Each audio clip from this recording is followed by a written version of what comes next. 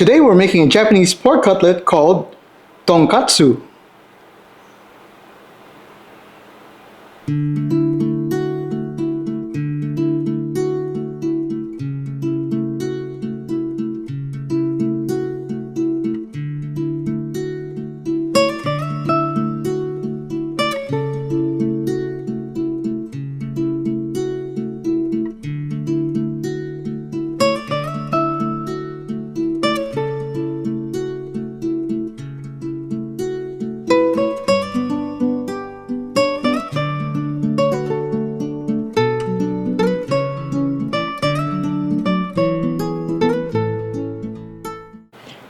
Hi everyone, today we're making a Japanese pork cutlet called Tonkatsu.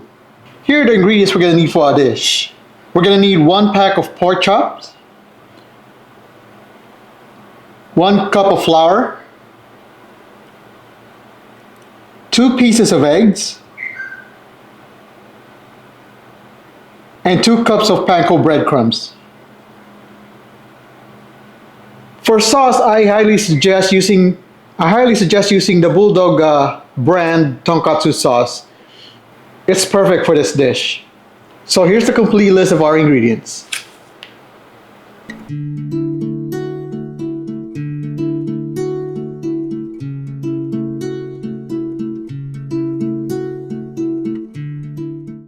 Alright, so first thing we can do is we're going to make sure our pork cutlets are nice and dry so that the seasoning will coat to it well. So I have a paper towel on the bottom, put in a paper towel on top, and just make sure you pat it dry.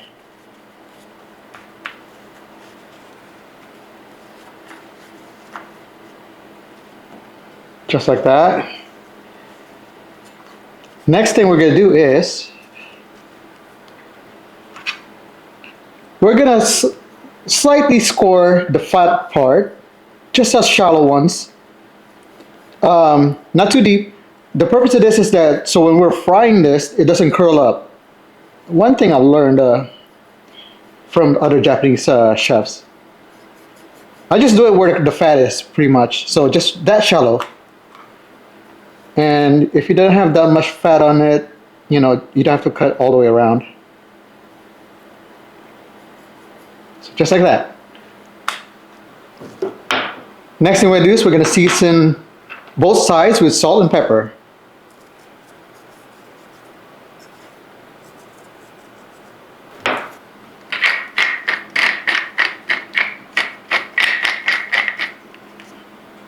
Make sure to pat it down so that the seasoning will stick.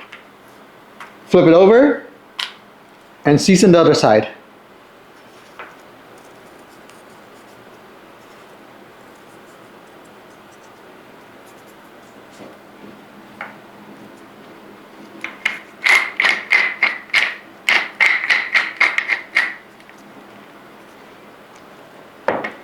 Pat it down and set these aside and season the rest of the pork. Okay, now for our coating. So on the left we have our flour, then our eggs, and our panko breadcrumbs. Before anything, we're going to season them. So just add in a little salt,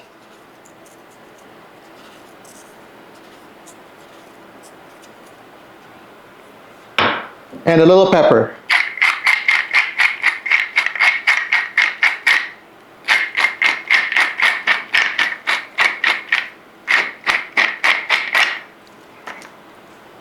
You notice I didn't mix the egg first, so I can use my dry fork to mix the dry ingredients first.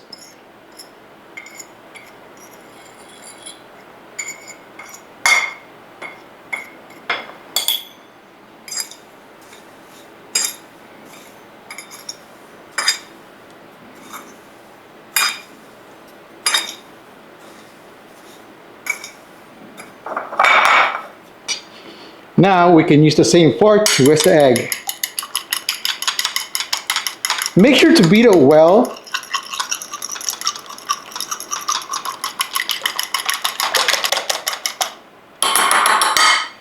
Alright, we're ready to coat our pork. Here's one way I like to do it.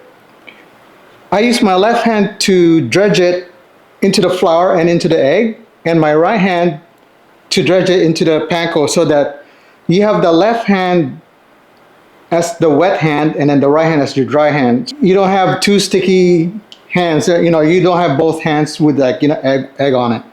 So here's a sample of what I mean. So on your left hand, you soak your pork, you put your pork in the flour.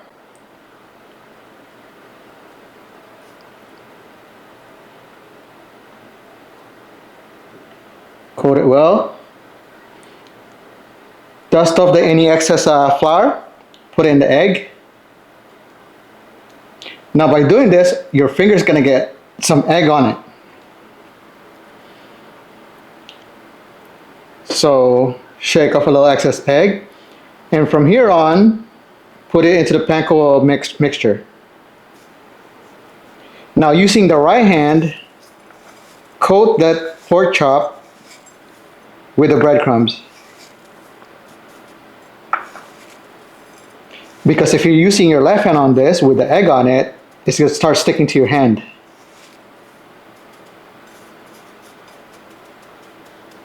Make sure to pat it down so that it'll coat. Flip it on the other side. Repeat the process. Put some on top.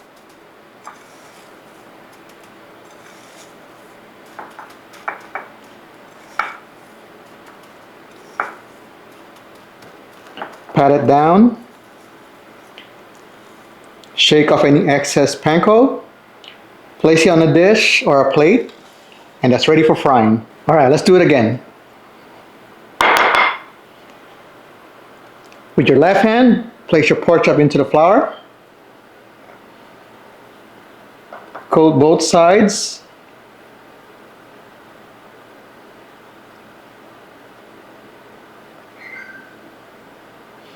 Shake off any excess flour.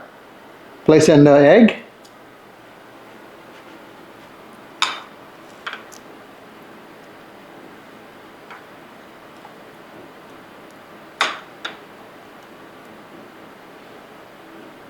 And then into the panko.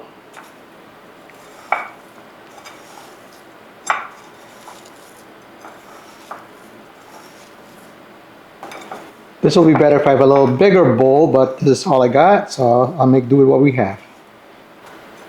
There you go. Shake off the excess and put it on a plate. So we're going to continue doing this for the rest of our pork chops, and we'll be back to fry them. All right, so we finished breading our pork cutlets. Now we can start frying them.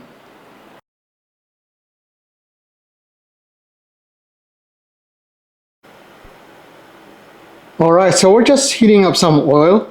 Make sure you have enough oil to submerge that pork in there, so that it's browning the whole pork. So also, next to the pot, we have a cooling rack, so we can drain our pork there when we're done, so it stays crispy. So we're just gonna wait up for our oil to heat up, and we'll start frying.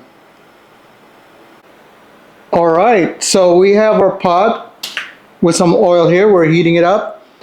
Our heat is set to medium, and these are pretty thin, so it should probably take about 5 minutes to cook one piece. First, let's put one in.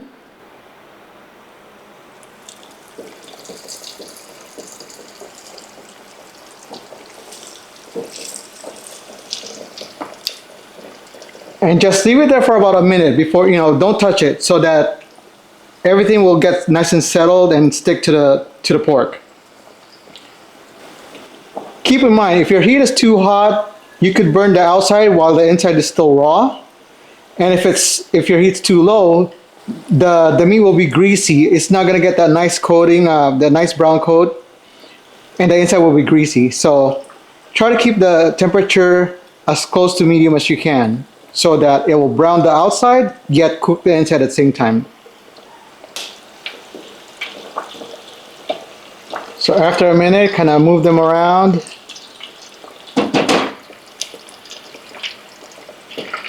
After a couple of minutes, you can flip it over. Oh, look how nice and crispy that is.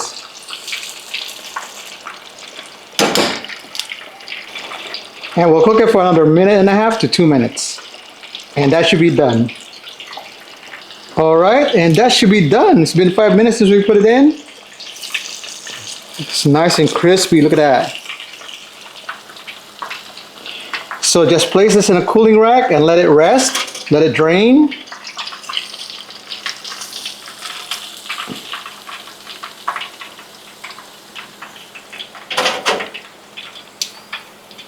And if you can, try to remove all of that crumbs that's left behind in the bottom so that they don't burn. Try to keep your oil clean as possible. All right, we'll add in the next pork chop.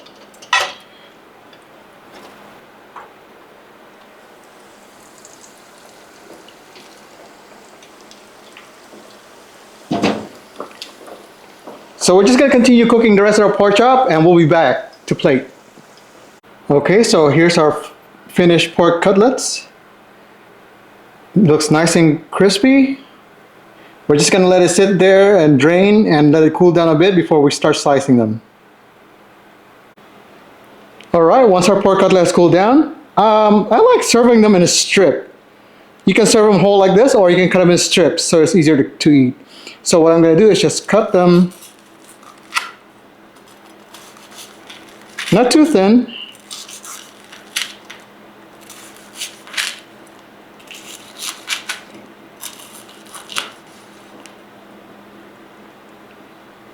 And then we'll just place it on our plate.